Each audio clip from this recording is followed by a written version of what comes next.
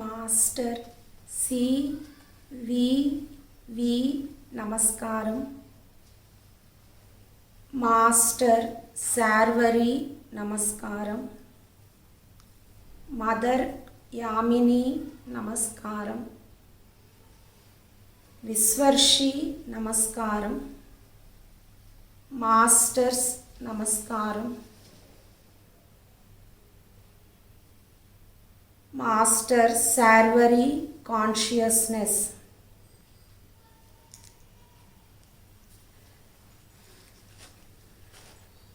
నేను 2009 ఫిబ్రవరిలో ఇనిషియేషన్ తీసుకున్నాను. అప్పటి నుంచి నా యోగ సాధన కొనసాగుతూ ఉంది. ఈరోజు ఈ ప్రసంగానికి నేను ఎంచుకున్న బుక్ గురుదర్శనం. గురుదర్శనం బుక్ నాలో చాలా డౌట్స్ని క్లారిఫై చేయటం కాకుండా నాలోని చాలా చేంజ్కి దారితీసింది. ఈ గురుదర్శనం బుక్ చదివిన ప్రతిసారి ఏదో ఒక కొత్త మార్పు నాలో కలుగుతుంది. సాధనలో బాగా లోతులకు వెళ్ళటం జరుగుతుంది. మాస్టర్ గారు ఈ బుక్కి ఇచ్చిన పేరు intimate talks with initiates. So ఈ గురుదర్శనం బుక్ యోగ సాధకులకే కాకుండా ప్రతి ఒక్కరికి ఎంతో కొంత వారిలో మార్పు తెస్తుంది అనేది నా దృఢమైన నమ్మకం. ఒక గంటన్నర సేపు మనం మాస్టర్ శార్వరి కాన్షియస్నెస్లో ప్రయాణిద్దాం. అమరవాణి. గురువుల్ని ప్రశ్నించే హక్కు ప్రతి శిష్యునికి ఉంది. శిష్యుల సందేహాలకు సమాధానాలు చెప్పవలసిన అవసరం ప్రతి గురువుకు ఉంటుంది. గురువు, సద్గురువు, మహాగురువు, పరమగురువు ఈ నాలుగురి మధ్య తేడా మాస్టర్ శార్వరి గారు చాలా స్పష్టంగా వివరించారు. భౌతిక శరీరంలో ఉండి మనకు మొదట యోగోపదేశం చేసేది గురువు, చివరన జ్ఞానసీమలకు చేర్చేది సద్గురువు. సూక్ష్మ శరీరాలతో ఉండి ఆధ్యాత్మిక రంగంలో సాధకులను పర్యవేక్షించేది మహాగురువులు. వారు మృత్యుంజయులు. పరమ గురువులు బ్రహ్మసిద్ధిని పొందిన వారు. వారు పరబ్రహ్మతో సములు. వారు విశ్వర్షులు. భూలోకం, భువర్లోకం, సువర్లోకం అనే 3 లోకాలలో సంచారం చేయగలవారు.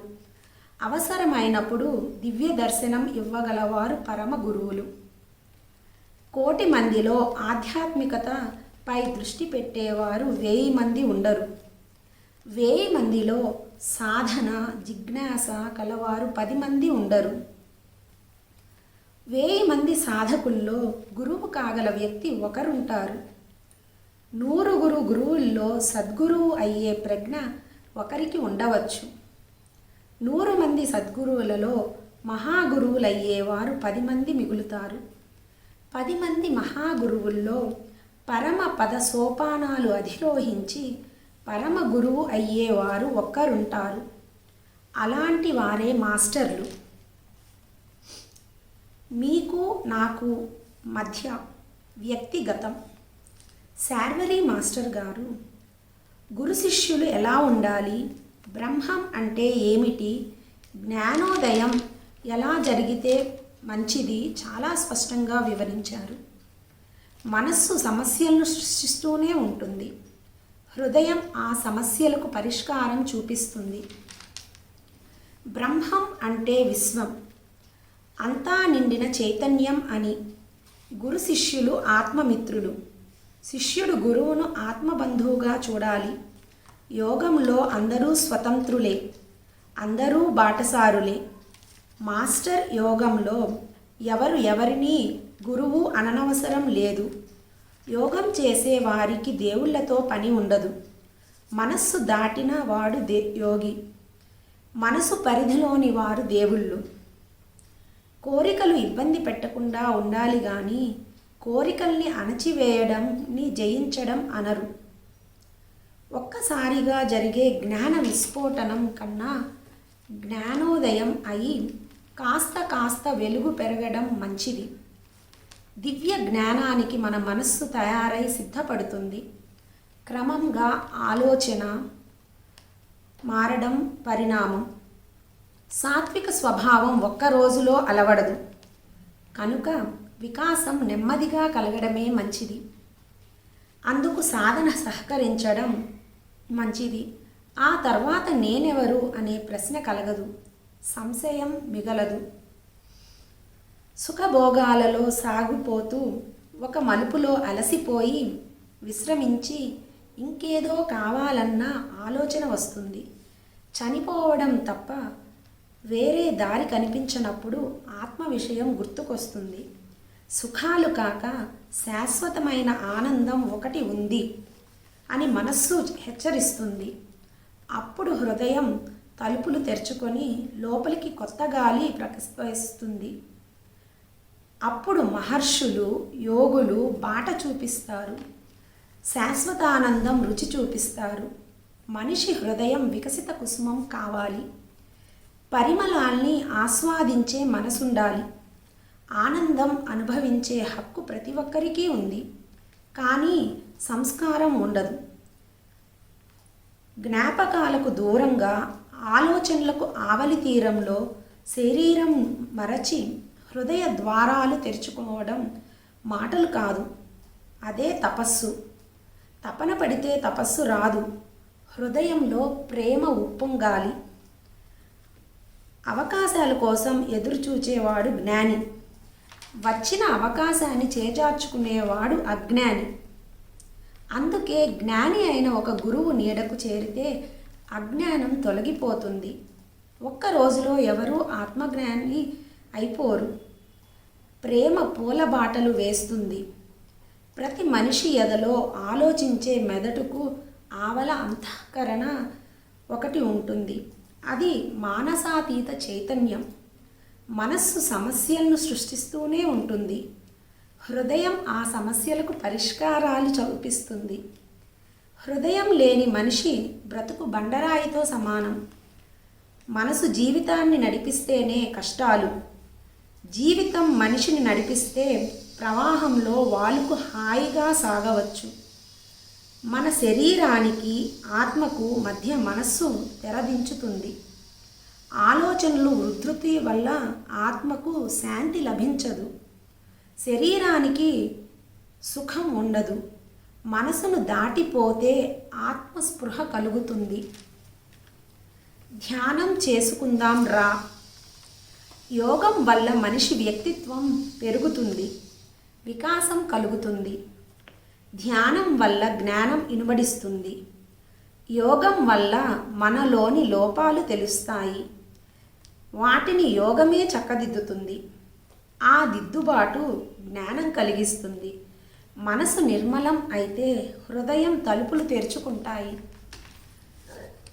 అహాన్ని వదిలితే తప్ప మనసు మన మాట వినదు. ఆత్మగాలి వీస్తే హృదయం చల్లబడుతుంది, ఉపశమనం కలుగుతుంది. అప్పుడు ఆటోమేటిక్గా మనశ్శాంతి కలుగుతుంది. నేను తెచ్చిపెట్టిన అనర్థాలన్నీ అహం వదలగానే వదిలిపోతాయి. బాధ లేనప్పుడు మనసులో అలజడి ఉండదు. అన్నీ ఒకదానికొకటి లింకులు. ఆనందం, ప్రేమ అన్నవి హృదయానికి సంబంధించిన అంశాలు. వాటిని మనస్సు దాచలేదు, మభ్యపెట్టలేదు. పవిత్రంగా ప్రేమించాలంటే హృదయం నిర్మలం కావాలి. హృదయం నిర్మలం కావాలంటే మానసికంగా అలజడులు ఉండకూడదు. మనస్సు ప్రశాంతంగా ఉండాలంటే ధ్యానం ఒక్కటే ఉపాధి. ముందుగా మన సమస్యలు భయాలు లేకుండా జాగ్రత్త పడగలిగితే చిరాకు ఉండదు. ప్రశాంతంగా నిశ్చలంగా కళ్ళు మూసుకొని కూర్చోగలగాలి. ధ్యానం తర్వాతి విషయం. స్థిమితం వల్ల గుండె అలజడి తగ్గుతుంది. ఆలోచనలు నిష్క్రమించగా ప్రశాంతి ముంచేస్తుంది. యోగంలో మొదట చేసే పని గతం పైన పూర్తిగా తెరదించడం. ఆలోచనల్ని జ్ఞాపకాలను తెర వెనక చీకట్లోకి తోసివేయడం. పెద్ద పెద్ద ఆశయాలు నెరవేరాలంటే అందులో స్వార్థం తలెత్తకూడదు. బహుళ ప్రయోజనకరం అయి ఉండాలి. బయటి వారికి మేలు జరిగే పనులైతే ఖచ్చితంగా జరుగుతాయి. అంటే మన ఆశయాలు వెనక స్వార్థం, స్వలాభం, స్వప్రయోజనం ఉండకూడదు.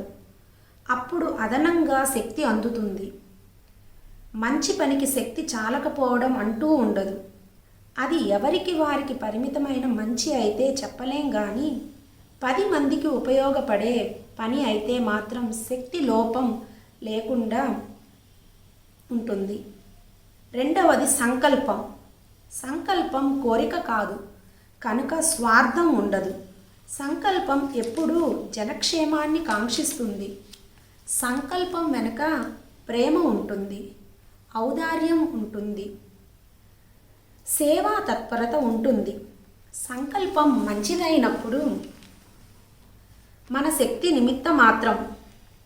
దైవం అనుకూలిస్తూనే అది దైవకార్యం అవుతుంది. దైవం అంటే దేవుడి పని అని కాదు, దివ్యమైనది, మానవ విలువల్ని పెంచేది అని అర్థం. దానికి మానవాతీత శక్తి కావాలి. ఆ శక్తి ఆటోమేటిక్గా సమకూరుతుంది. మానసాతీత శక్తి అపారం, దానికి నియతి ఉండదు. ఆత్మబలాన్ని ఎవరికి వారు పెంచుకోవచ్చు, అది లిమిట్లెస్. ఆత్మబలాన్ని పెంచుకోవాలంటే మనసును శుద్ధి చేసి హృదయాన్ని కడిగి రెంటిని ఒకే గీతపైకి తేవాలి. అంటే మనసులోని కల్మషాలు పోవాలి, హృదయంలోని దోషాలు పరిహరించాలి, ఇతరుల్లోని మంచిని మాత్రమే చూడాలి, అందరినీ ప్రేమించగలగాలి. అంటే టోటల్గా మనిషి దృక్పథం మారాలి. ప్రేమతో హృదయ స్పందనతో చేసే పనికి అపజయం ఉండదు. మనసు హృదయం కలిసినప్పుడు విల్ పవర్ పెరుగుతుంది. ఆ 3 ద్వారాలు తెరుచుకున్నప్పుడు ఆత్మశక్తి ఇబ్బడి ముబ్బడిగా పెరుగుతుంది. మన పనులకు సహకరిస్తుంది. Very simple. మనసు చర్యల్ని నిక్కచ్చిగా గమనిస్తూ చెడు లోపల ప్రవేశించకుండా నిరోధించడమే. అప్పుడు అంతా మంచే జరుగుతుంది. అపజయం అన్న మాట వినిపించదు. Self realisation. సత్య దృష్టి ఏర్పడడమే సెల్ఫ్ రియలైజేషన్. బయటి ప్రపంచాన్ని వదిలిపెట్టి కళ్ళు మూసుకొని లోపలికి చొరబడితే అంతర్దృష్టి ఏర్పడుతుంది. అది సెల్ఫ్ రియలైజేషన్. లోతులకు వెళ్ళిన కొద్దీ ఆత్మను గురించిన జ్ఞానం కలుగుతుంది. అది ఆత్మదర్శనం. అద్దం స్వచ్ఛంగా ఉంటే మన ప్రతిబింబం చక్కగా ఉంటుంది. హృదయం నిర్మలం అయితే ఆత్మ స్పష్టంగా తెలుస్తుంది. అహం లేకుండా పోతే ఆత్మకు మాలిన్యం ఉండదు. అహాన్ని వదిలితే ఆత్మదర్శనం అవుతుంది. ఇతరులకు సాయపడడం, మోసం దగా లేకుండా, అత్యాశ లేకుండా పవిత్రంగా జీవితం సాగిస్తే అదే ఆధ్యాత్మికత. అలాంటి వారికి సహజంగానే కొన్ని అతీంద్రియ శక్తులు అలవడతాయి. అవసరాలకు ఆశించడం ఆశ కాదు. జీవించడానికి అవసరమైన మేరకు కోరడం కోరిక కాదు, అత్యాశ కాదు. భయం లేకుండా జీవించడానికి ఆత్మవిశ్వాసం కావాలి. అహం నశిస్తే మనిషి భగవంతునితో సమానం. మిగిలిన దుర్గుణాలన్నీ అహంతో అంతరిస్తాయి. స్వార్థం వల్ల, అత్యాశ వల్ల భయాలు, ఆశలు అవి లేనప్పుడు తపస్సు కుదురుతుంది. నేనే బ్రహ్మమురా, నేను వేరు భగవంతుడు వేరు అనే గీత దాటిపోతే నేనే బ్రహ్మను అనే స్థితి వస్తుంది. నీ ఆత్మ నీకు సాక్షి, గురువు, గమ్యం అయినప్పుడు భగవంతుడు ఎవరికీ పాఠాలు చెప్పడు, ఎవరికీ పరీక్షలు పెట్టడు. మన మనస్సే అవరోధాలు కల్పిస్తుంది. మన అనుమానాలే అడ్డు నిలుస్తాయి. యోగం అన్నది స్వతంత్ర ప్రతిపత్తి. జ్ఞానికి నియమాలు, నిబంధనలు ఉండవు. బ్రహ్మంత కావటం ప్రజ్ఞానం. అదే ప్రజ్ఞానం బ్రహ్మ అంటే. మనిషి మనసనే కారాగారంలో బందీ. ఆలోచనలనే ఇనుప చువ్వల్ని ప్రేమ అనే రంపంతో కోయాలి. ఒకరి కన్నీరు తుడవడానికి మన కంట్లో అసలు నీరుండకూడదు. ప్రేమ ఉండాలి గుండె నిండా. హృదయం కరుణతో నింపుకోవాలి. జ్ఞాని ఆత్మానందంలో జీవిస్తుంటాడు. ఎవరినీ పట్టించుకోడు. ఎవరి గుర్తింపు ఆశించరు. ఒకే ఆధ్యాత్మిక అనుభవం మళ్ళీ కలగదు. మనసును తొందర చేయకండి. మనసు జోక్యం ఆత్మ అసలు సహించదు. మనసుకు తెలియకుండా కలిగేది ఆధ్యాత్మికత అనుభవాలు. వాటిని పొరపాటున మనసు పట్టుకొని తనవి అంటుంది. అదే చిక్కు. అనుభవం రిపీట్ అయినా, జ్ఞాపకం ఉంచుకున్న మరో అనుభవం కలగదు. శూన్యంలోకి వెళ్ళాక ఒకటి కావాలని ఉండదు. కోరుకుంటే ఏవీ లభించవు. కోరికలు లేనప్పుడు అన్నీ లభిస్తాయి. అది సూత్రం. నిజానికి మనంగా కోరేవి చాలా విలువైనవి కావు. మనకు లభించేవి అమూల్యాలు. మనసు హద్దుల్ని దాటిన తరువాత అంతా శూన్యమే. ఆ శూన్యంలోంచి అద్భుతమైన ప్రేమ పుట్టుకొస్తుంది. యోగశక్తి పుట్టేది అక్కడే. వివేకం, జ్ఞానం అన్నీ అక్కడివే. మీలో సాత్వికత నెలకొంటుంది. త్యాగ గుణం ఏర్పడుతుంది. ఒకటా రెండా, ఎన్నో సత్వగుణాలు, సత్ప్రవర్తన మిమ్మల్ని వరిస్తాయి. దిగులు, విచారం ఉండవు. నాది అనే భావన పోయి నేనులోని ఆత్మభావన పెరుగుతుంది. ఆలోచన స్థానంలో ఆరాధన ప్రవేశిస్తుంది. అప్పుడు మీ చదువుకు సంబంధం లేని ఆత్మానుభావాలు కలుగుతాయి. ఆనందం మీదవుతుంది. ప్రపంచంలో ఆశించదగింది వేరే ఏదీ కనిపించదు. అంతా ఆత్మానందమే. నిత్యం ధ్యానం చేయడం వల్ల అజ్ఞానం, చీకట్లు తొలగిపోతాయి. అనుమానాల మబ్బులు విచ్చిపోతాయి. అనవసర విషయ పరిజ్ఞానం పోయి అవసర జ్ఞానం మిగులుతుంది. క్రమంగా సత్యానికి చేరువ కావడం జరుగుతుంది. ఒక్క రోజులో ఎవరికీ సత్యదర్శనం కాదు. గురుదర్శనం వల్ల సత్యావిష్కారం సులభమవుతుంది. తపస్సు, ధ్యానం, యోగం వాటి ఫలితాలు చేతికి అందడానికి చాలా టైం పడుతుంది. అంతవరకు నిరీక్షించక తప్పదు. ఎవరివో నీవెవరివో. ఆత్మకు ఆచ్ఛాదన ప్రేమ. భగవంతుడు నేరుగా మనకు కనిపించడు. ప్రేమ, ఆత్మస్పందన, చైతన్యం అనే 4 చక్రాల రథంలో కనిపిస్తాడు. ప్రేమ ఆత్మ, స్పందన, చైతన్యం అనే 4 చక్రాల రథంలో కనిపిస్తాడు. ప్రేమ కారణంగానే మనిషి ఉనికి, మనుగడ. ప్రేమే చైతన్యం. మనసులోని ప్రేమ హృదయంలోకి మారాలి. మనసు, హృదయం రెండూ ప్రేమతో నిండినప్పుడు మాత్రమే జీవితానికి సమగ్రత, ప్రవర్తనలో మార్పు సున్నితంగా వస్తుంది. ఒక్క రోజులో వేషం మార్చడంతో అంతరంగం మారదు. యోగా వర్కు పైకి కనిపించేది కాదు, లోపల రగులుతుంది. పై మెరుపులు లోపలి మార్పులకు సంకేతాలు కావు. మారదు ఈ లోకము. నీకు నీవు మేలు చేసుకో, సమాజానికి మేలు చేసినట్లే. నీ శక్తి మేరకు పక్కవాడికి సహాయం చేయి.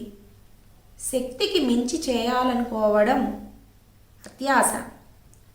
అది ఆశయం అనిపించుకోదు. మహాత్ములు మరణం తర్వాతనే జీవిస్తారు. జీవించి ఉన్నంతకాలం కొద్దిమందికే వారి సేవ పరిమితం. మరణించిన తర్వాత వారి శక్తి విశ్వవ్యాప్తమవుతుంది. వారి శక్తిని గుర్తించిన ప్రతి వారికి అందుతుంది. ప్రళయం వచ్చినా నిజమైన యోగి చలించడు. యోగ సాధన వల్ల కోరికలు నశిస్తాయి, మంచి సంకల్పం మిగులుతుంది. ఓం తత్సత్.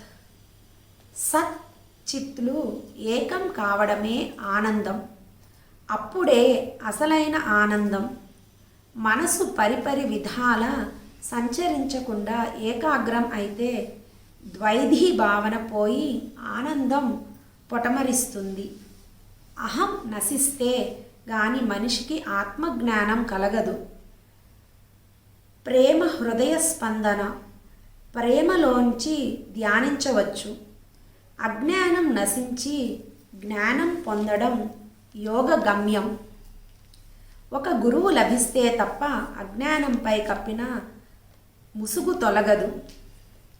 ధ్యానం చేస్తే తప్ప జ్ఞాన సూర్యుడు ఉదయించడు. గురువు కనుసన్నలలో మెలుగుతూ వివేకంతో జ్ఞానం పెంపొందించుకోగలగాలి. యోగంలో ప్రవేశించడం ఒక అర్హతే కానీ పూర్ణత్వం కాదు. నీవు ఎంత తీవ్రంగా యోగం చేస్తే, ఎంతగా యోగానికి అతుక్కుపోతే అంత జ్ఞానం కలుగుతుంది. జ్ఞాన బీజం చీకట్లో నిశ్శబ్దంగా మొలకెత్తుతుంది, చీకట్లోనే పెరుగుతుంది. అంతదాకా ఆ నిరీక్షణ తప్పదు.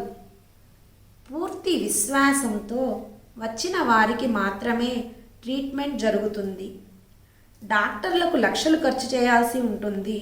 యోగా ట్రీట్మెంట్కు అంత ఖర్చు కాదన్నా పిసినారితనంతో వచ్చేవారికి రోగాలు కుదరవు. పూర్తి విశ్వాసం లేని వారికి యోగా చికిత్స జరగదు. ఏ యోగి అయినా తన కోసం చేసుకుంటే స్వార్థం అవుతుంది. అందువల్ల సెల్ఫ్ ట్రీట్మెంట్ చేసుకోరు. మనసు శాంతి. మనసంటే ఆలోచనలు. ఆలోచనలు సమసిపోతే మనశ్శాంతి చేరువైనట్లే. ఆ తర్వాత ఆత్మాన్వేషణ జరగాలి. ఆత్మశాంతి అనేది మన చేతుల్లో ఉండదు. ఆత్మజ్ఞానం మన అంచనాలకు అందదు, మన ఆలోచనలకు అందదు. ఇది ఆత్మజ్ఞానం అని ఎవరూ చెప్పలేరు. పుస్తకాల ద్వారా సంపాదించే జ్ఞానానికి ఆత్మజ్ఞానానికి సంబంధం లేదు. ఆత్మజ్ఞానం ఒక భాషలో చదివేది కాదు, చదివి తెలుసుకునేది కాదు. అది డైరెక్ట్ లైన్, భాష భావం లేకుండా గ్రహించేది. ఆశలు కోరికలు తగ్గిపోతే, కోరికలు భయాలు ఒక్క రోజులో ఎవరూ వదులుకోలేరు. కానీ యోగం చేస్తే ఆ యోగాగ్నికి కోరికలు ఆవిరులైపోతాయి, భయాలు భస్మమైపోతాయి. భయం, కోరిక లేనప్పుడు అంతా ఆనందమే. దంత వేదాంతం. మనకున్న సంస్కారం, పరిణతిని బట్టి ఒక్కొక్కరి దగ్గర అనుభూతి చెందుతాం. మన స్పందన బట్టి వారి శక్తిని, తపస్సును నిర్ణయించడం తప్పు. కాలం నీ కోసం మారదు, నీవే కాలంతో మారాలి. నీవు మానసికంగా సిద్ధం కావాలి. అప్పుడు పరిస్థితులు అనుకూలిస్తాయి. నీ ప్రయత్నం, నీ కృషి అవసరం. ఏవీ రెడీమేడ్గా వచ్చి పడవు. మనిషి, మనసు, ఆత్మ. నేను అనే మనిషి లేనప్పుడు శరీరం, మనసు, ఆత్మ మూడూ ఉండవు. భగవంతుడు లేకుంటే ప్రపంచం, సృష్టి, చైతన్యం మూడూ లేనట్లే. ఒకదానిపై ఒకటి ఆధారపడ్డది విశ్వ సృష్టి. శరీరానికి మనసు, ఆత్మ ఎంత అవసరమో ఆత్మ పరిణామానికి శరీరం, మనసు అంతే అవసరం. భగవంతునికి మనిషి అవసరం ఎంతో ఉంది. కనుకనే మానవ సృష్టి జరిగింది. ఆనందాలు, దుఃఖాలు, సుఖాలు, కష్టాలు, వేదనలు, నిర్వేదం, ప్రేమలు, ద్వేషాలు, భయాలు, కోరికలు, ఆందోళనలు, వీటి కలయిక పేరు జీవితం. వీటిని ఇష్టంగా వదులుకునేవాడు జ్ఞాని. వీటి స్థానంలో శాశ్వతమైన ఆనందాన్ని నింపుకొనేవారు తపస్వి. శూన్యాన్ని చైతన్యంతో పూజించేవారు యోగి. అహాన్ని వదిలి ఇహంలో ఉంటూ పరాన్ని ఆశ్వాసించి అనుభూతించేవాడు జ్ఞాని. జ్ఞాని మనసుతో జీవించడు, మనసుతో ఆలోచించడు. కనుక విశ్వరూప విచిత్ర దృశ్యాలు జ్ఞాని దృష్టిలోకి రావు. మనసు దాటిపోయిన జ్ఞానికి చైతన్యమే సర్వస్వం. చైతన్యమే బ్రహ్మస్వరూపం. సత్యమే చైతన్యం. అది యోగస్థితి. శరీరానికి రోగం వచ్చినా చికిత్స చేయించుకోవాలనుకోరు జ్ఞాని. ఎట్లా వచ్చిన జబ్బులు అలాగే పోవాలి. ప్రాణ చికిత్సకు మించిన వైద్య చికిత్స ఉండదు. ఏ జ్ఞానిని స్మరించినా, ఆరాధించినా, పూజించినా పరమాత్మను సేవించినట్లే అవుతుంది. జ్ఞాన సోపానాలు. సత్యం రత్నం వంటిది, మెరుస్తూ ఉంటుంది. కాంతి, శక్తి తగ్గడం. సత్యం హృదయంలోంచి జ్ఞాన కిరణాలు బయటకొస్తాయి. సూర్యకిరణం సోకగానే రత్నం సప్తవర్ణాలు వేలార్చుతుంది. సత్యం మన వివేకానికి సోకగానే అనేకార్థాలు స్ఫురిస్తాయి. ఒకే పుస్తకం చదివే వారి సంస్కారం బట్టి, అవగాహన బట్టి అర్థాలు వేరవుతుంటాయి.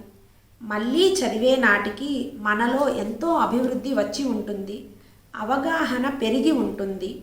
అందువలన లోతైన అర్థాలు తెలుసుకోగలుగుతాము. తన దగ్గరకు వచ్చిన ప్రతి ఒక్కరికి తృప్తినివ్వగలవాడు సద్గురువు. జ్ఞాని మాట వశీకరణ మంత్రం వలె పనిచేస్తుంది. తన శక్తిని అప్రయత్నంగా ఇతరులలోకి పంపుతుంటారు. అది యోగానుభవంతో, తపస్సుతో వచ్చిన శక్తి. శ్రద్ధ లేని వారికి గురువు అనుగ్రహం లభించదు.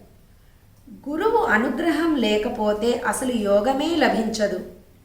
గురువు ఎదురుగా లేకపోయినా, భౌతికంగా లేకపోయినా గురు భావన బలంగా ఉండాలి.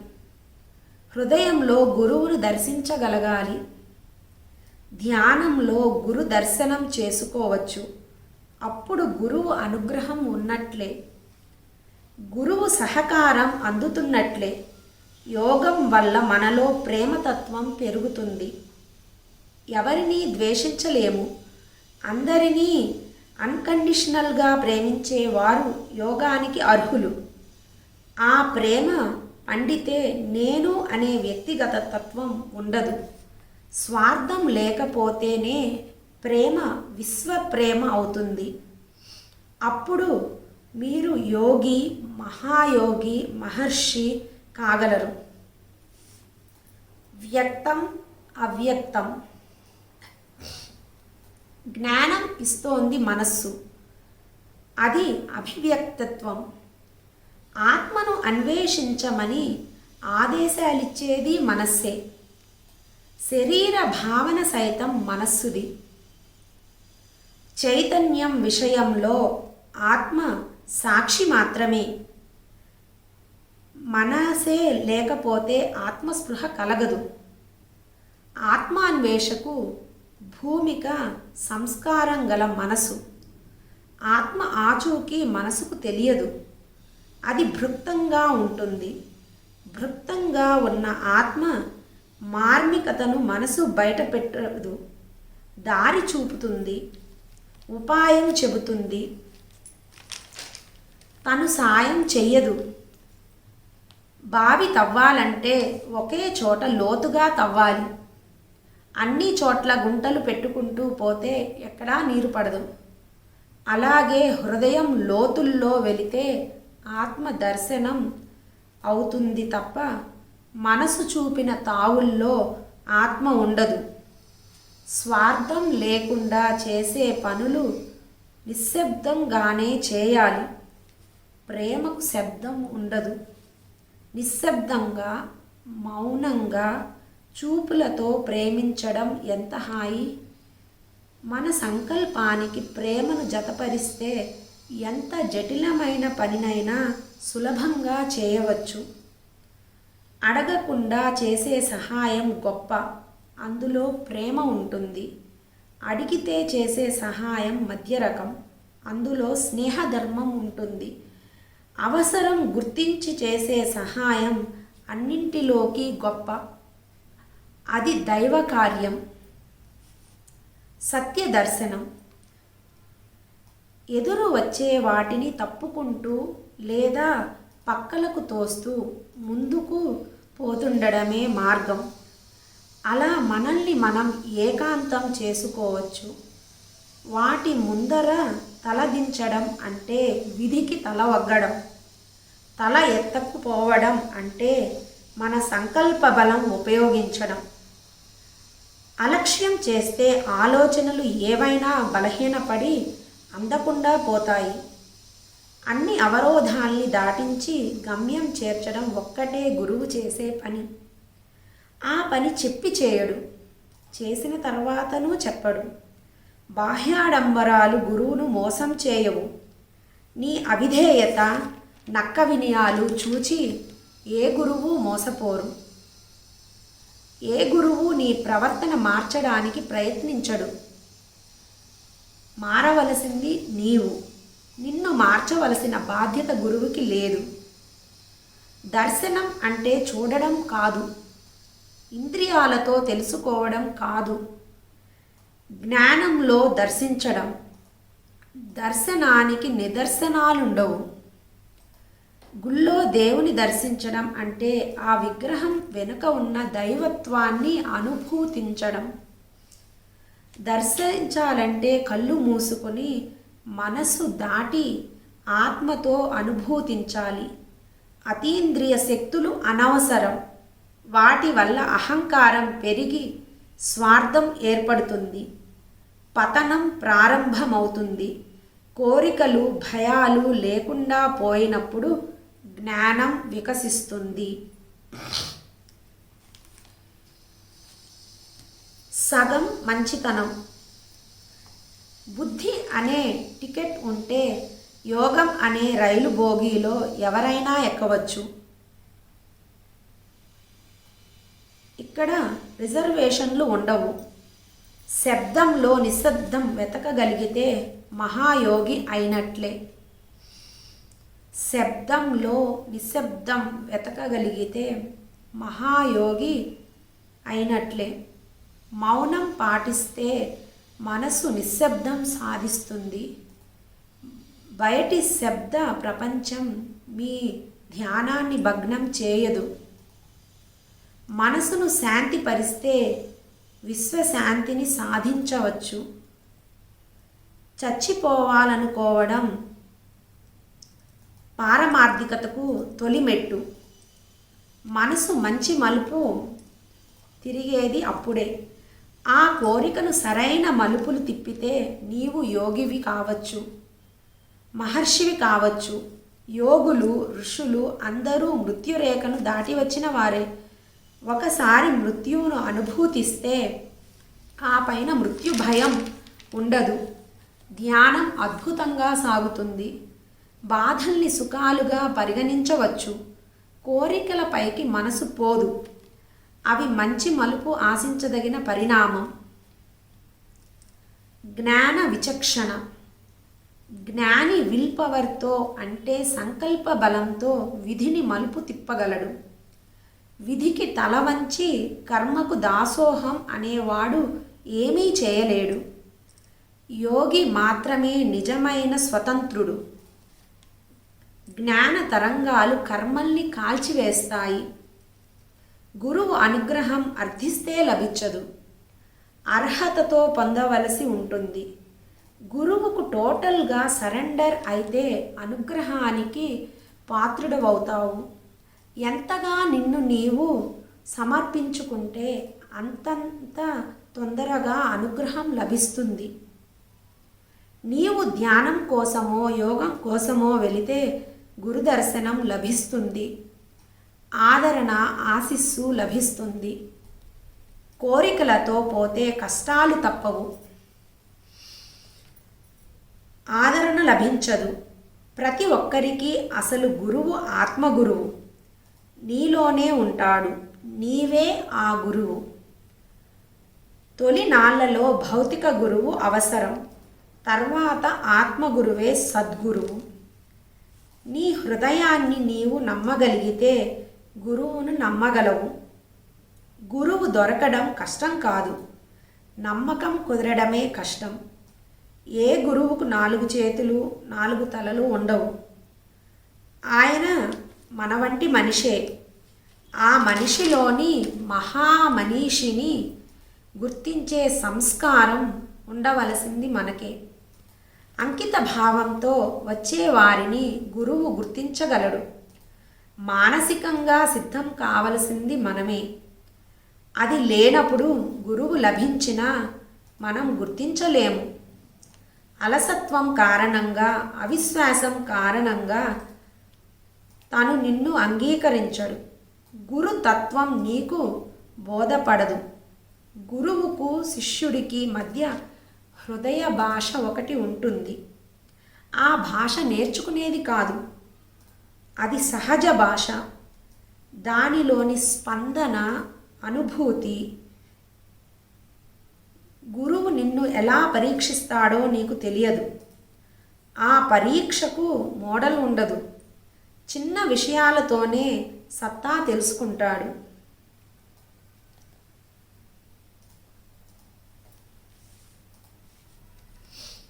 సుఖసారం సంసారం. జీవితానికి గమ్యం సుఖపడటం మాత్రమే కాదు, సుఖాలలోనూ కష్టాలలోనూ ఆనందం పొందడం. మనిషి కోరేది సుఖం, కోరవలసింది ఆనందం. భగవంతుడు ఎవరినీ కష్టపడమని చెప్పలేదు, బాధలు పడమని చెప్పలేదు. భగవంతుడు నిర్దేశించింది ఆనందమయ జీవితం. మనిషి తెచ్చిపెట్టుకున్నవి కష్టాలు, కామనలు, దుఃఖాలు. సుఖాలలో తలమునకలై బాధపడడం, దుఃఖాలకు దూరంగా జరిగి సుఖపడటం మనిషి చేతిలో పని. అది నిర్వాకం. నిర్వాకం నుంచి నిర్వాణం వరకు మనిషి ప్రస్థానించాలి. అది జీవన పదం. బాధల్లోనే జీవితపు లోతులు తెలుస్తాయి. లోతుగా జీవితం గురించి ఆలోచిస్తాం. సుఖాలలో లోతులుండవు, పై మెరుపులు చూచి మురిసిపోతుంటాం. ఏమిటి జీవితం, ఎందుకీ బ్రతుకు అనిపించేది కష్టాలు వచ్చినప్పుడే, బాధలు తట్టుకోలేనప్పుడే. సుఖాల్ని త్యాగం చేయాలి, బాధల్ని నిరోధించవద్దు. బాధే సౌఖ్యమనే భావన రావాలి. వచ్చిన బాధల్ని అనుభవించాలి కానీ నిరోధించకూడదు, ద్వేషించకూడదు. సుఖాలు బాధలు రెండూ జీవితంలో అవసరం అనుకోవాలి. మనసును చైతన్యపరచాలి, బాధ తగ్గిపోతుంది. కోరికకు భయానికి మధ్య కోపం జొరబడుతుంది. కోపం కారణంగా అయిష్టం, అసహ్యం కలుగుతాయి. చివరకు పతనం. మన వల్ల ఎప్పుడూ ఇతరులకు మేలు కలగాలి, ఆనందం కలగాలి అని సిద్ధాంతం పెట్టుకోవాలి. సత్సాంగత్యం. మహాత్ముల్ని దర్శించినంత మాత్రాన, ఒక నమస్కారం చేసినంత మాత్రాన ఏమీ జరగదు, మార్పు రాదు. లోపలి నుండి మార్పు రావాలి. ఎవరైనా ప్రవాహానికి వరకే బండి నడిపిస్తారు, నది దాటవలసింది మనమే. గురువు ఒక పడవను సిద్ధం చేసి ఉంచుతాడు. ఆ పడవలో మన ప్రయాణానికి జాగా లభిస్తే అదృష్టవంతులము. నిజమైన జ్ఞానికి కష్టాలుండవు, బాధల్ని ఆనందంగా భరిస్తాడు. కష్టాలు పడటానికి జ్ఞానికి కోరికలుండవు. మహాత్ముని యోగశక్తి సంకల్పంతో విభూతిలోకి, తీర్థంలోకి వస్తుంది.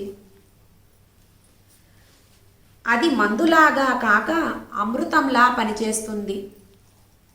బాధితుల్ని ప్రేమతో పరామర్శించడం ఆధ్యాత్మిక గురువులు సహజ లక్షణం. రోగాలను సైతం ప్రేమతోనే చికిత్స చేస్తారు.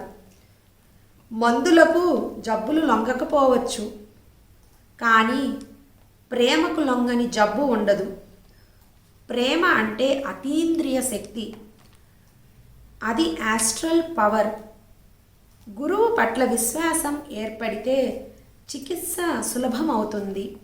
నమ్మకం లేని చోట చికిత్స ఆలస్యం అవుతుంది. యోగంలో ఎదగాలంటే వ్యక్తిగత ప్రయోజనాలు కొన్ని త్యాగం చేయాలి. స్వార్థం, స్వప్రయోజనం పనికిరావు. వ్యక్తిగత లాభాలు ఆశించకూడదు. నాలోని నేను. మనసు అనేది పడవ, ఆత్మ అనేది ప్రవాహం. అంటే మనసుతోనే మనసును జయించాలి, మనసు సాయంతోనే మనసును దాటిపోవాలి. మనసు చర్యలన్నింటినీ గ్రహించి శూన్యం అయిపోవాలి. నేను అనే స్పృహ లేకుండా పోతే చాలు. ఫీలింగ్ మాత్రం ఉంటుంది. మిగిలిన జ్ఞాపకాలు పోతాయి, స్మృతులు పోతాయి, భావాలు నిష్క్రమిస్తాయి. మనశ్చర్యలు ఆగిపోగానే నిశ్చల స్థితి ఏర్పడుతుంది. ఆ ప్రశాంతికి భంగం కలిగించకుండా గమనిస్తూ కూర్చోవాలి. అప్పుడు ఒక కాంతి ముందుగా మిమ్మల్ని కమ్మేస్తుంది. ఆ కాంతిలో మునిగి ఉక్కిరి బిక్కిరైపోతారు.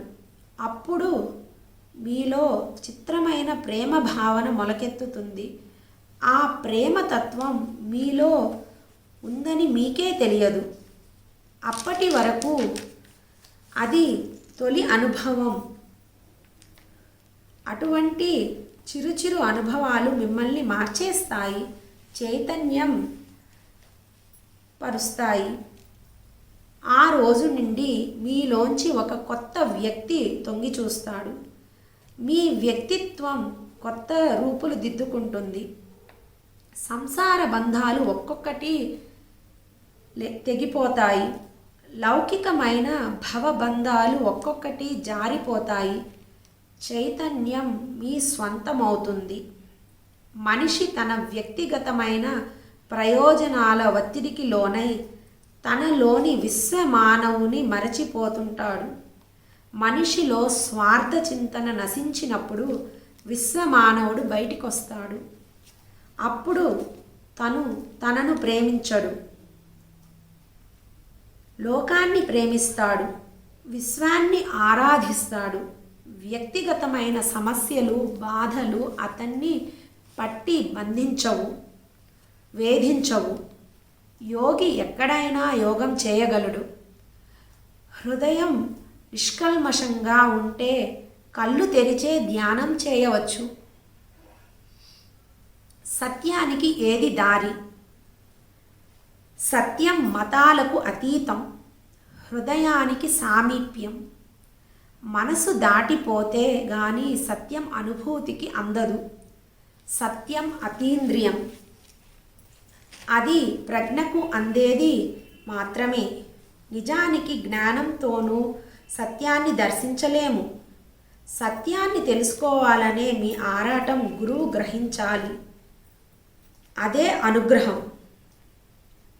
నీలో ఆర్తికి, తపనకు కారణం గురుదర్శనం. ఆ నీ హృదయ స్పందన నిన్ను చివరి వరకు నడిపిస్తుంది. గురువును నమ్మిన వారందరూ బాగుపడతారు.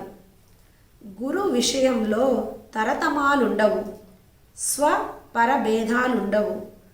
హృదయం విప్పి గ్రహించిన వారికి అనుగ్రహం అవుతుంది. హృదయ కవాటాలు గట్టిగా మూసుకున్న వారికి నిరాశ మిగులుతుంది. తీసుకునే సత్తా మీకుండాలి గాని ఇవ్వడంలో గురువు లోపం ఉండదు. అనుగ్రహం ఎప్పుడూ నిరాటంకంగా ప్రవహిస్తూనే ఉంటుంది. నది ఎంత పెద్దదైనా నీవు తీసుకువెళ్ళే పాత్రను బట్టి నీరు తెచ్చుకోగలవు. శిష్యుని శ్రద్ధ, సమర్పణ బట్టి అభివృద్ధి ఉంటుంది. అభివృద్ధి చెందుతున్న శిష్యుని పట్ల గురువుకు అభిమానం పెరుగుతుంది. దృశ్యం, దర్శనం. జ్ఞాని అంటే అత్యాశలు, కోరికలు, భయాలు లేనివాడు.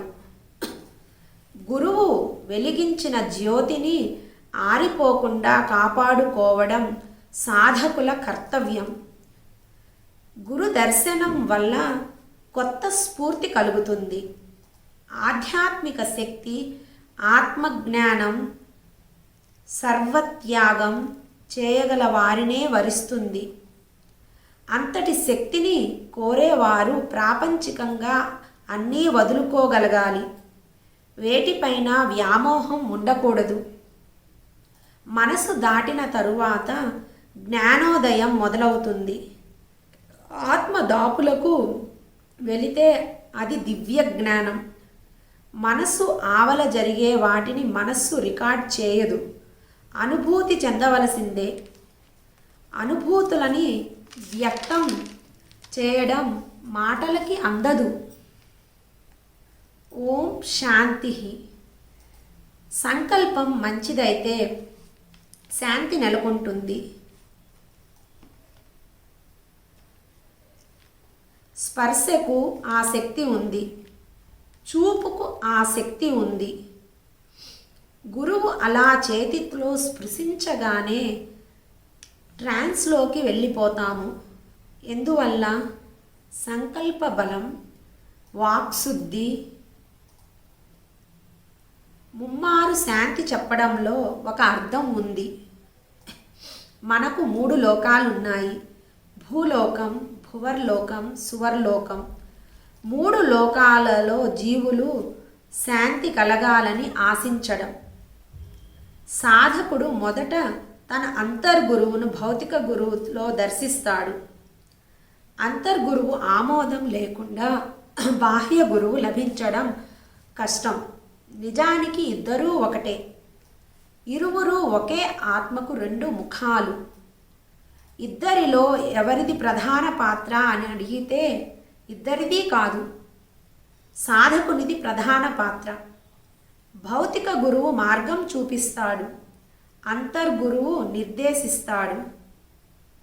భౌతిక గురువుకు అవసరమైన జ్ఞానాన్ని, ప్రజ్ఞను అందించేది అంతర్గురువు. సాధకునిలో దీక్ష, పట్టుదల లేకపోతే బాహ్య గురువు చేయగలిగింది ఏమీ లేదు. కానీ అంతర్గురువు కుదిపి కూర్చోబెడతాడు. పిచ్చి వేషాలు వేయనీయడు. మత్తు వదిలించి ముక్కు పట్టి లాగుతాడు. ఒక చిన్న సంఘటన కారణంగా పెద్ద మార్పు వస్తుంది. సాధారణంగా అది మృత్యుస్పర్శ.